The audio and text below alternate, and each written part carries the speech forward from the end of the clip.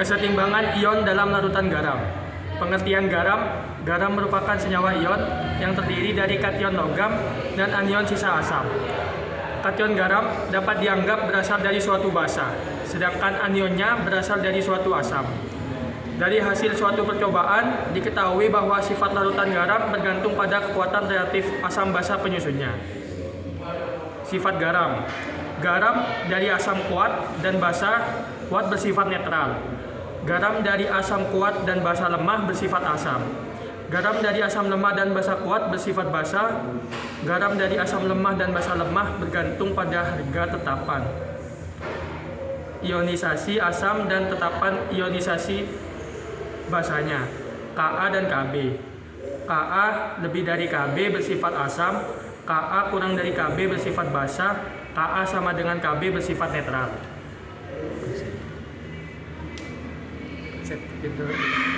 Konsep hidrolisis. 13. Konsep hidrolisis merupakan istilah yang umumnya digunakan untuk reaksi zat dengan air. Menurut konsep hidrolisis, komponen garam, kation atau anion yang berasal dari asam lemah atau basa lemah bereaksi dengan air. Hidrolisis, kation menghasilkan HDH, dengan hidrolisis anion menghasilkan ion. Hidrolisis OH. Hidrolisis garam merupakan reaksi asam basa Bronsted-Lowry. Semakin kuat suatu asam, semakin lemah basa konjungsi. Yang sebaliknya, jadi komponen garam yang berasal dari asam lemah atau basa lemah merupakan basa atau asam konjungsi yang relatif kuat dan reaksi dengan air, sedangkan komponen garam yang berasal dari asam kuat dan basa kuat merupakan basa atau asam konjungsi yang sangat lemah, tidak dapat bereaksi dengan air. Berdasarkan reaksi asam dan basa, terdapat 4 jenis garam. Menghitung larutan garam. Menghitung larutan garam. Garam dari asal kuat dan basa kuat. Garam yang berasal dari asam kuat dan basa kuat tidak mengalami hidrolisis sehingga larutan bersifat netral, pH sama dengan 7. Garam dari basa kuat dan asam lemah. Garam dari basa kuat dan asam lemah mengalami hidrolisis parsial, yaitu hidrolisis anion. A plus H2O Ha plus OH. OH min sama dengan XM. KW, tetapan ionisasi kesetimbangan air. Ka sama dengan tetapan ionisasi dalam ionisasi asal lemah. M konsentrasi anion yang terhidrolisis.